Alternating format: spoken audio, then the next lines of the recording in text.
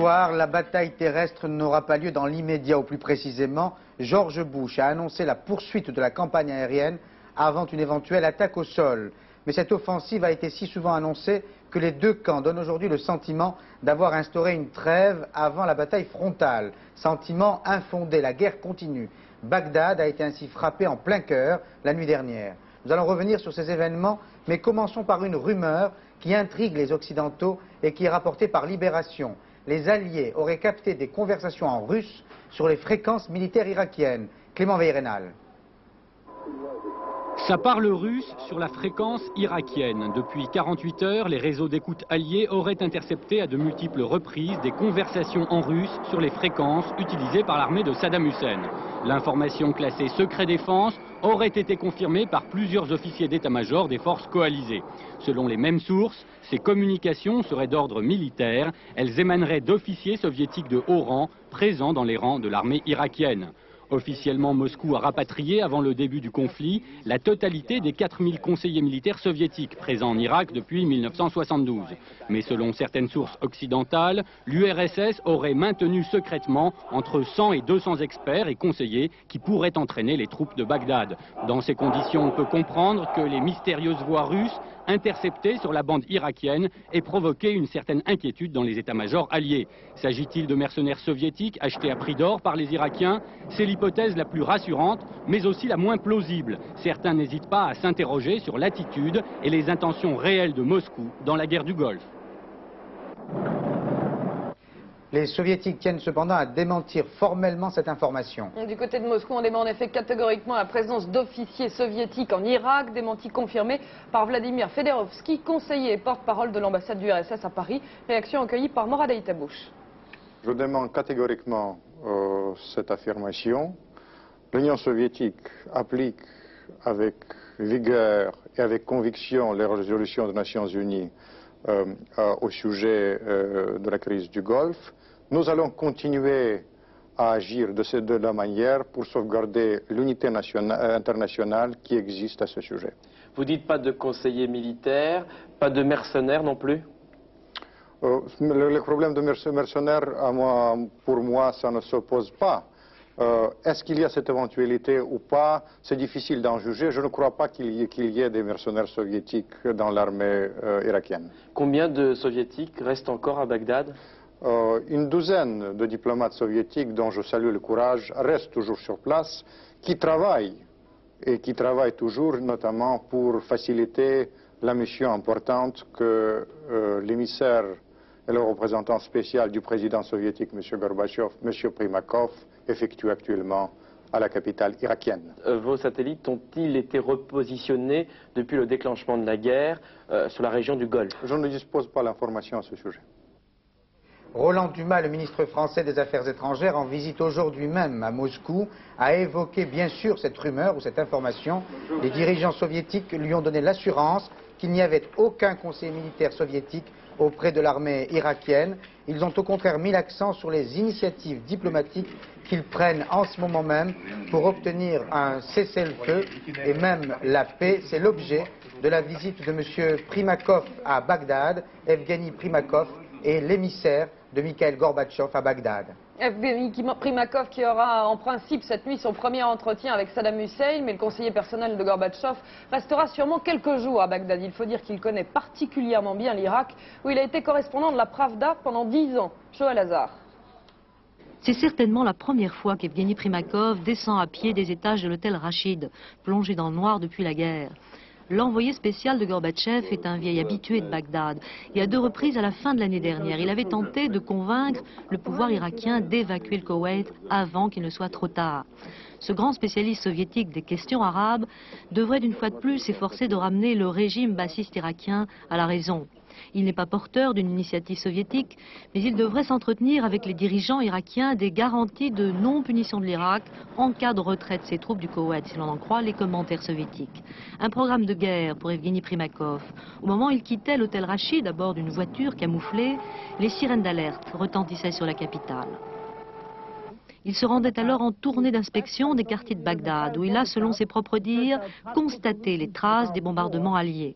Une visite sans grande illusion, mais qui devrait permettre à Moscou d'explorer les voies de l'après-guerre et de réaffirmer la volonté soviétique de sauvegarder demain son rôle au Moyen-Orient. Effectivement, les soviétiques ne croient guère, même s'ils font des efforts, à un cessez-le-feu. La bataille terrestre aura lieu. Les Irakiens mettent d'ailleurs au défi les alliés de l'engager, mais les alliés ne semblent pas pressés. Pas d'attaque terrestre pour le moment. George Bush a démenti toutes les rumeurs d'initiative des alliés ce soir. Plusieurs raisons expliquent cette décision. Raisons militaires sur le terrain, bien sûr, mais aussi raisons politiques. Jean-Paul Geroard. I would simply want to say to the American people that the war is going well. I am very pleased with the people that are running the war. They have my full confidence. We are going to take whatever time is necessary to sort out when a next stage might begin. Pour George Bush, il semble donc urgent d'attendre. Attendre que son chef d'état-major et son ministre de la Défense lui apportent des informations, lui assurant qu'une attaque terrestre ne se traduira pas par une hécatombe insupportable de soldats américains. Ça n'a sans doute pas été le cas lors de leur rencontre d'hier soir. Le spectre d'énormes avions ramenant des centaines de cercueils aux États-Unis est un réel cauchemar politique pour le président américain. Jusqu'à présent, l'opinion américaine est très largement derrière lui, mais cette belle détermination risque fort de chuter si la libération du Koweït coûte un nombre trop considérable de boys. De plus, une poursuite des bombardements intensifs permettrait de parachever l'un des buts majeurs des États-Unis dans la guerre, à savoir la destruction complète du potentiel militaro-industriel de Saddam Hussein. Apparemment, en décidant de prendre tout son temps, George Bush choisit donc de parachever le démantèlement de l'armée irakienne, déjà fortement ébranlée, mais plus coriace ou mieux protégée qu'on ne l'avait cru. Reste que le président américain prend aussi des risques, la chaleur et les vents de sable à venir, mais aussi, à partir du 17 mars, le Ramadan pourrait bien venir contrecarrer ces plans si soigneusement étudiés. Évidemment, personne ne connaît la date de cet assaut terrestre, personne sauf Pierre Jox, qui s'est rendu aujourd'hui à Washington et qui a rencontré son homologue américain, Dick Cheney. Les deux hommes ont bien sûr évoqué la nécessité de cette offensive terrestre de la part des Alliés. Il n'y a de ce point de vue aucun problème entre Français et Américains. François Mitterrand l'a confirmé l'autre jour à la télévision. Mais il pourrait y avoir quelques divergences ou quelques nuances sur la nature de la riposte si l'Irak utilise des armes non conventionnelles, Arlette Chabot. Oui, François Mitterrand l'autre jour avait nettement refusé toute utilisation d'armes non conventionnelles. Il y avait même eu cette phrase: ce serait un recul vers la barbarie, je m'y refuse. Et l'argumentation française en ce qui concerne notamment le nucléaire est encore plus précise. Argumentation militaire et politique. Sur le plan militaire, la France rappelle sa doctrine. Le nucléaire est réservé à la défense du sanctuaire, c'est-à-dire du territoire français, à la protection de notre indépendance nationale. Deuxièmement, on fait remarquer à Paris que le nucléaire c'est de la dissuasion et qu'on ne doit pas l'utiliser au milieu d'un conflit pour en terminer plus vite. Argumentation politique ensuite. Paris explique qu'on ne saurait utiliser le nucléaire contre un pays du tiers-monde. La France a d'autres responsabilités dans d'autres régions du monde. Elle ne se voit pas demain l'utiliser par exemple en Afrique, au Tchad ou au Gabon. Ensuite, quelles seraient les conséquences de l'utilisation du nucléaire qui est considéré dans beaucoup de pays donc du tiers-monde comme en quelque sorte le symbole de la puissance, voire de l'oppression occidentale. Il y aurait bien sûr une réaction très violente des pays arabes et la France espère prendre des initiatives de paix après la guerre. Quelles seraient aussi les conséquences sur le plan intérieur français avec une communauté musulmane importante qui, pour l'instant, dit-on du côté français, reste particulièrement sage et responsable. Et ce n'est pas forcément l'avis des Américains. Voilà, les Américains, eux, évidemment, ont d'autres soucis, on le disait à l'instant, c'est d'abord préserver les vies des soldats américains. Simplement, on n'est pas trop pessimiste du côté français. Il doit y avoir dialogue avec les États-Unis et Paris espère conclure sur ce point un arrangement avec Washington. Merci Arlette. Michel Rocard se rendra compte de la situation sur le terrain pour la première fois depuis le début de la guerre. Le Premier ministre se rendra en Arabie Saoudite jeudi. La situation à Bagdad, maintenant, Saddam Hussein a permis à une équipe de la télévision algérienne de filmer la réunion de son conseil de commandement. Depuis le début du conflit, après CNN, c'est la deuxième télévision étrangère autorisée à filmer le numéro 1 irakien. Il faut dire que la télévision algérienne vient de signer un contrat de retransmission des images irakiennes. Saddam Hussein tient ainsi à montrer qu'il reste serein malgré les bombardements toujours aussi intensifs menée par les forces alliées contre l'Irak et notamment contre Bagdad, où un bâtiment ministériel a été pulvérisé la nuit dernière. Didier Auriac. Le bâtiment du ministère irakien de l'administration locale à Bagdad. Quelques heures après le passage de l'aviation alliée, les bulldozers s'affairent autour de ce bâtiment détruit la nuit dernière par 4 missiles alliés. Un bâtiment qui avait déjà été bombardé fin janvier. Pour l'instant, aucun bilan des victimes n'a été communiqué. Plusieurs habitations situées à proximité ont été cependant endommagées. Une vingtaine de voitures ont également été incendiées. Autre ville touchée par les bombardements, Kirkouk, au nord du pays, où se trouve l'un des plus importants complexes pétroliers du pays. Apparemment, lors de cette attaque, le feu allié aurait également touché des dizaines de maisons. L'Irak a par ailleurs annoncé que l'aviation alliée avait mené hier soir une trentaine de raids sur des objectifs civils. Les Jaguars français participent eux aussi à ces raids quasi quotidiens, mais surtout au Koweït et au sud de l'Irak. Au Qatar, les pilotes américains et les Français sont installés sur la même base. Chaque jour, les hommes de l'US Air Force effectuent des raids d'attaque sur le Koweït et l'Irak, alors que les pilotes français assurent la surveillance aérienne depuis le début de la guerre. Ils ont l'impression de rester en retrait. Reportage sur place d'Albert Ipamonti avec les images du pool des télés françaises. Bon, il est où mon avion? Aujourd'hui, comme hier, comme avant-hier, le capitaine Philippe Poirot sait qu'il ne rencontrera pas d'avion ennemi dans le ciel. Les 8 Mirage F1 français sont arrivés au Qatar il y a 4 mois.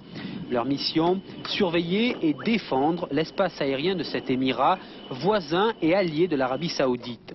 4 mois que les missions se suivent et se ressemblent. Après une dernière inspection, c'est le décollage.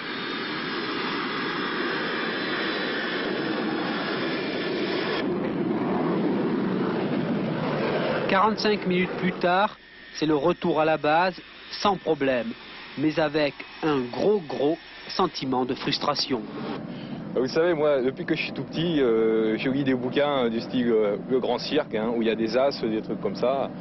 Bon, je veux dire, inconsciemment, j'ai toujours rêvé de ça, je veux dire, de pouvoir mettre une petite étoile sur mon avion pour une victoire aérienne. Hein. Donc voilà, c'est tout. Donc vous souhaitez les affronter? Ah bah oui, s'ils venaient, oui, bien sûr.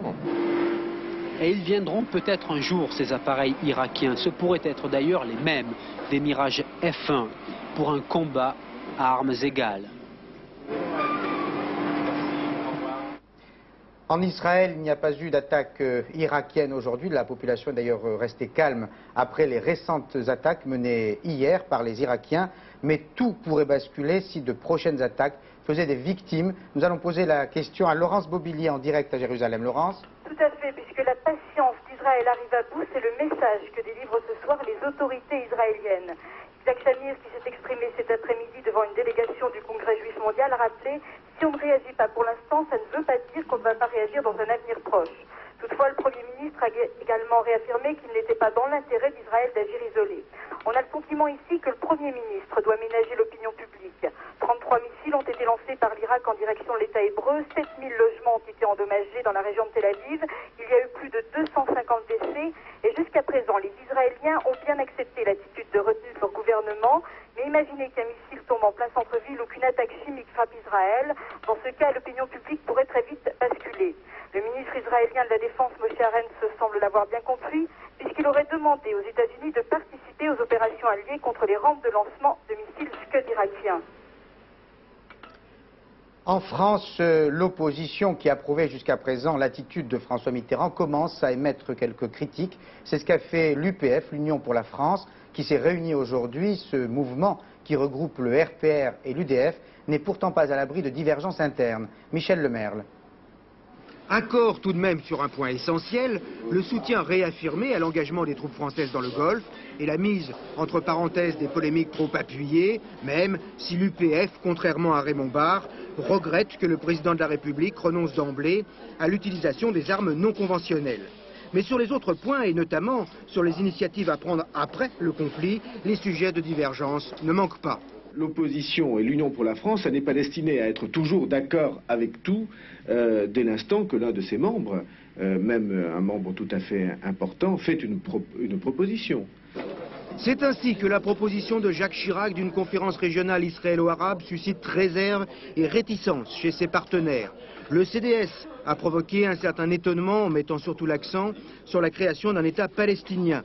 Proposition jugée particulièrement inopportune dans les circonstances actuelles par les radicaux soucieux de ménager Israël. Bref, face à ce manque d'unanimité, l'UPF est tenté de faire sienne la position de Charles Pasqua. Il faut dès à présent réfléchir à l'après-guerre, mais il n'est peut-être pas utile pour l'opposition de commencer à en parler. Rien ne va plus dans le transport aérien. Les compagnies déjà mises à mal par une concurrence de plus en plus sévère sont maintenant touchées de plein fouet par la guerre du Golfe. Résultat, des licenciements massifs, des plans de restructuration et plus agréables pour les passagers. Une véritable guerre des tarifs sur l'Atlantique. Explication de Marie-Hélène Tichou. Chômage partiel, baisse des effectifs, les chiffres tombent. 4600 suppressions d'emplois chez l'anglais British Airways, plus de 3500 chez l'américain USR. Le responsable, la guerre du Golfe, bien sûr. Mais la situation était déjà bien tendue. Tension provoquée par la concurrence acharnée entre les compagnies aériennes, concurrence due à la déréglementation américaine. Les plus fragiles trinquent. Tous, depuis la mi-janvier, ont diminué d'environ 20% le nombre de leurs vols. Depuis le début de la guerre, la vente des billets a baissé de 13%. En France, la compagnie nationale a choisi de geler les embauches, d'inciter son personnel à partir en vacances ou prendre des congés sans solde. Air France étudie aussi la possibilité d'avoir recours au chômage partiel. Pour l'instant, rien n'est décidé. Ne rien précipiter, c'est un peu la devise. La santé de l'entreprise n'est pas compromise. Il y a des efforts de rigueur, des efforts de gestion à opérer en fonction de la situation actuelle. Mais je dirais que c'est un phénomène courant dans la vie de toutes les entreprises. Pour essayer d'attirer le voyageur en cette période difficile, les compagnies bradent les prix. Jusqu'à 40% de réduction sur certains vols. Air France avait pris le devant au début du mois de janvier en baissant ses tarifs sur 6 destinations européennes et américaines. Aujourd'hui, elle a décidé de maintenir ces réductions jusqu'à la fin du mois d'avril. En France, l'actualité sociale est marquée par les élections. C'est Renault, la CGT est en perte de vitesse. Elle n'est plus majoritaire chez Renault, c'est plus qu'un symbole. Une chute inéluctable. Il y a plusieurs mois déjà, la CGT avait perdu Billancourt. La fin d'une domination du syndicat depuis 1945. Samuel Costa. Rude coup pour la CGT. Au niveau du groupe, la baisse est de 4,5%. Chute encore plus nette dans le secteur automobile, de 54,6 à 48,3, plus de 6 points de baisse. Malgré un recul global, on constate que dans le troisième collège, chez les cadres, chez ceux qui ont à charge de mettre en œuvre la politique de Lévy, eh bien, il y a une progression de la CGT et c'est un élément de confiance. La CGT n'a pu encaisser les coups successifs. Disparition des usines de Billancourt, invasion des robots nettement moins revendicatifs, baisse des effectifs, moins 30 000 emplois en 5 ans. Des autres syndicats, seul FO tire vraiment son épingle du jeu avec une hausse de plus de 3% en moyenne. La brèche est ouverte. La CFDT, FO, CGC et CFTC se préparent déjà à occuper le terrain. Un document commun concernant des objectifs de gestion devrait être signé dans les prochains jours. Triste nouvelle, une maladie d'un autre temps a surgi au Pérou, le choléra. Depuis 10 jours, 66 personnes sont mortes et des milliers sont peut-être contaminées. Inquiétude généralisée, on l'imagine bien sûr, en Amérique du Sud. La CE vient d'ailleurs de débloquer 500 000 écus pour endiguer l'épidémie. Jean-Pierre Quinson. Déjà plus de 60 morts et 8000 personnes atteintes. L'épidémie de choléra qui touche le Pérou depuis quelques jours engorge les hôpitaux et inquiète les autorités.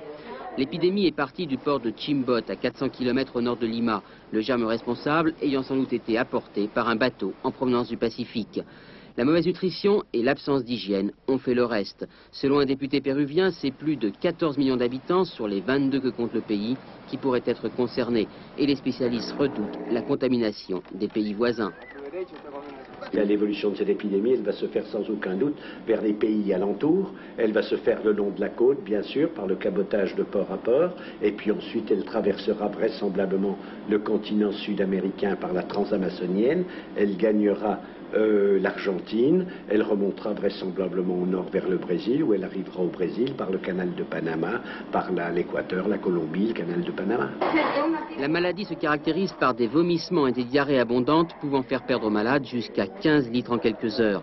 En l'absence de diagnostic rapide et d'une réhydratation efficace associée à des antibiotiques, l'évolution est mortelle. Quant aux vaccins, ils existent mais ne sont que partiellement efficaces. En fait, ce sont les mesures d'hygiène et l'éducation de la population qui constituent le meilleur rempart contre la propagation de la maladie. Et en France, la circulation reste toujours aussi difficile à cause du temps, du mauvais temps qui persiste. Nathalie Darigrand. Toute la journée, la circulation a été extrêmement perturbée, notamment dans la région Nord-Pas-de-Calais. La majeure partie des routes sont impraticables car verglacées, conséquence de nombreux embouteillages, comme celui-ci sur la nationale à l'entrée de Lille. Près de Nancy, la neige et les poids lourds ont été à l'origine de cet énorme ralentissement ce matin à hauteur d'Ancerville. Même bouchon en Champagne-Ardenne sur la nationale 4. Ici, les camionneurs sont restés plusieurs heures bloqués par la neige. Disons que depuis hier soir, 6 heures, j'ai dû faire 25 km. Je suis coincé aussi, moi j'étais coincé toute la nuit, on a passé la nuit dans les cabines et puis bon bah on commence à avoir faim puis soif aussi, hein, le café et tout ça le matin, on n'a pas eu trop. Hein. Dans les centres régionaux d'information routier, on multiplie les appels à la prudence pour la soirée et la nuit. Sur les routes du Morvan et les autoroutes de Bourgogne, la circulation a été particulièrement difficile et ce malgré un redout des températures. Demain, on prévoit de nouvelles chutes de neige dans tout le nord-est de la France et donc de nouvelles perturbations sur l'ensemble du réseau routier. Un petit garçon se souviendra sûrement très longtemps de cet hiver 91. Un nouveau-né a en effet été retrouvé sur un parking d'Annonay dans l'Ardèche, recueilli par une infirmière et soigné à l'hôpital. Antoine va bien, c'est un très beau bébé. De Lyon, le reportage de Valérie Bonnet. Dans son petit lit du service pédiatrie de l'hôpital d'Annonay, Antoine est désormais bien à l'abri des rigueurs de l'hiver. Sa maman a dû accoucher seule avant de l'abandonner sous un porche de la clinique des Cévennes. Triste départ en ce bas monde, c'est là sans doute qu'il a passé ses premières heures avant qu'une infirmière ne soit alertée par ses pleurs. Sur un brancard, j'ai vu donc un sac en plastique. Je me suis approchée et j'ai ouvert et j'ai vu donc l'enfant qui était à l'intérieur de ce sac. Bien emmitouflé, le nouveau-né a tout de même souffert d'hypothermie. Sa température était descendue à 35 degrés. Rien de bien sérieux cependant. Entre les bras câlins des infirmières puéricultrices, le tout petit garçon s'est déjà remis de ses émotions. Il devrait normalement quitter l'hôpital en fin de semaine. Considéré aujourd'hui comme pupille de l'État, il passera les premiers mois de son existence dans les locaux du foyer de l'enfance. Sa mère dispose d'un délai de 3 mois pour venir le reconnaître ou officialiser l'abandon. Au-delà, la direction des affaires sanitaires et sociales mettra en route la procédure d'adoption afin de trouver une vraie famille à Antoine. Pour être complet, les rapports du tiercé Quintet Plus qui se courait aujourd'hui à Anguien. Le prix de la Saint-Valentin, le tiercé le 10, le 17, le 13 qui rapporte 1614 francs dans l'ordre, 322 francs 80. Vous allez voir les rapports du Quintet Plus s'afficher et du Quintet Plus. Fin de ce 19-20, je vous rappelle l'information de la journée. Les soviétiques font une dernière tentative pour tenter de convaincre Saddam Hussein de se retirer du Koweït, mais ils ne se font guère d'illusions. Le numéro 1 irakien est toujours déterminé à poursuivre le combat. Il a d'ailleurs lancé un défi aux Alliés. Il leur demande de s'engager sans plus tarder dans la bataille terrestre, mais les Alliés ne semblent pas pressés. George Bush l'a confirmé hier soir. Le prochain rendez-vous avec la rédaction, c'est à 22h10. Soir 3 présenté par Marc Cottenon. Tout de suite, la météo complète de Michel Touré. Très importante à cause du mauvais temps. Bonsoir, bonne soirée sur la 3. À demain 19h. Bonsoir.